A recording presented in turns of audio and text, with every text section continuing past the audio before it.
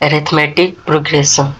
Arithmetic progression को AP कहते हैं। एपी उस सीक्वेंस ऑफ नंबर को कहते हैं जिनमें डिफरेंस कॉमन होता है, जैसे 2, 4, 6, 8, 10।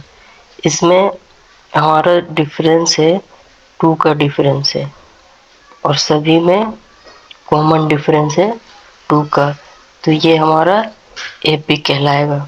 कॉमन डिफरेंस को डी लिखते हैं। कॉमन डिफरेंस हमारा पॉजिटिव, नेगेटिव या फिर जीरो हो सकता है। एपी हम दो तरीके का देखेंगे, एक फिनाइट एपी और एक इनफिनाइट एपी। फिनाइट एपी में नंबर ऑफ टर्म हमारा फिक्स्ड रहता है और इनफिनाइट एपी में नंबर ऑफ टर्म इनफिनाइट रहता है। एपी के लास्ट टर्म को ए एम लिख के डिनोट करते हैं और चाहे तो ए एम की जगह एल लिख के भी हम डिनोट कर सकते हैं। अगर हमारे पास गिवन हो a इक्वल टू 5 और d इक्वल टू 2, तो क्या हम इसे AP लिख सकते हैं? हाँ, बिल्कुल लिख सकते हैं।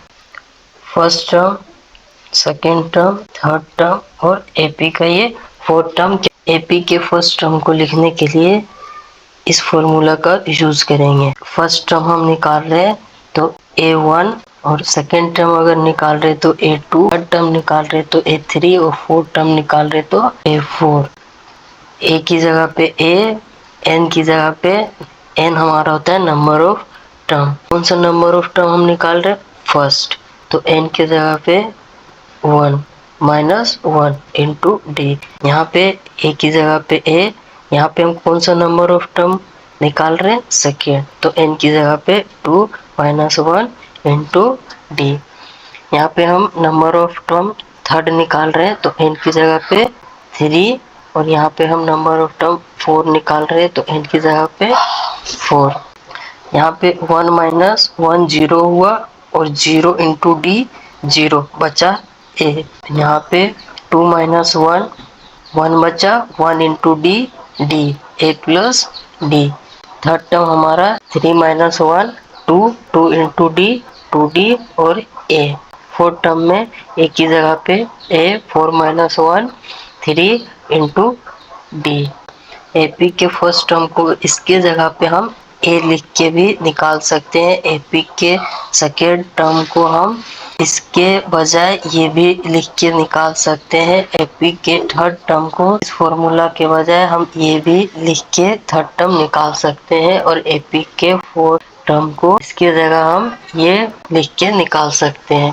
थर्ड टर्म को हम a प्लस 2d लिखते हैं, फोर्थ टर्म को a प्लस 3d लिखते हैं। अगर फिफ्थ टर्म निकालना हो तो हम a प्लस 4d लिखेंगे और अगर सिक्स टर्म निकालना हो तो a प्लस 5d लिखेंगे। सेवन टर्म निकालना हो तो a प्लस 6d लिखेंगे। एट टर्म निकालना हो तो a प्लस 7d लिखेंगे। इसी तरीके से ये पैटर्न चलेगा। क्वेश्चन में हमारा a जो गिवन था a इक्वल टू 5 गिवन था और d इक्वल टू 2 गिवन था। इस गिवन की मदद से हम टर्म को लिखते हैं। a इक्वल टू हमारा हो गया 5, गिवन है a इक्वल टू 5 प्लस 2 हो गया 7 और a था हमारा given 5 2 into 2 2 into 2 4 plus 5, third term हमारा 9 हो गया है। a गिवन है 5 प्लस 3 इंटू डी, डी हमारा गिवन 2 है। 3 इंटू 2 6, 5 प्लस 6 11। तो इस तरीके से हम first term, second term, third term और फोर्थ टर्म निकाल लिए।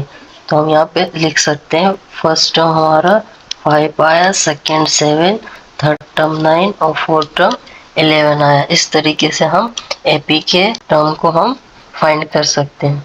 क्वेश्चन में अगर मिले कि एपी का कोई भी टर्म फाइंड करना हो तो हम कर सकते हैं। कैसे कर सकते हैं?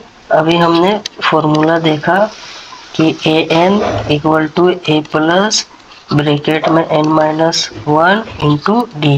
इस फॉर्मूले से हम कोई सा भी टर्म बता सकते हैं। अगर हमें टर्म नंबर 11 बताना है तो n हमारा 11 हो जाएगा, यानी a plus 11 minus 1 into D.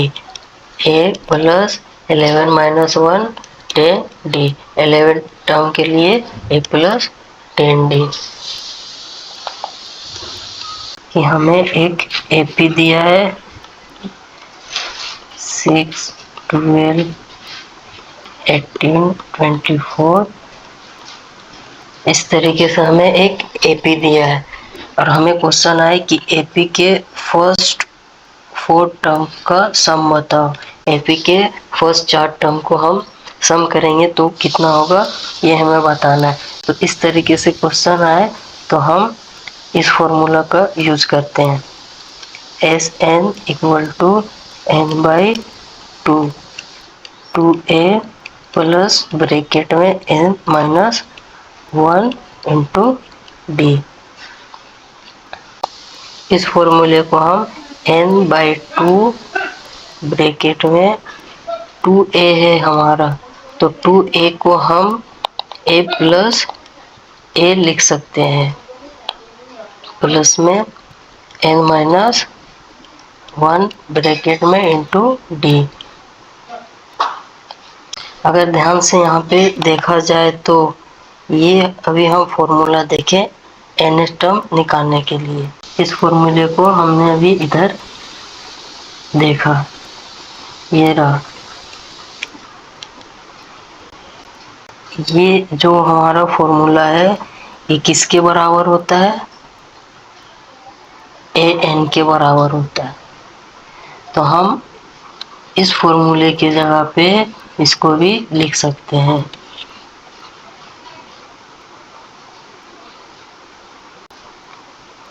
तो यानी हम इस फॉर्मूले को n by 2 a plus a n भी लिख सकते हैं।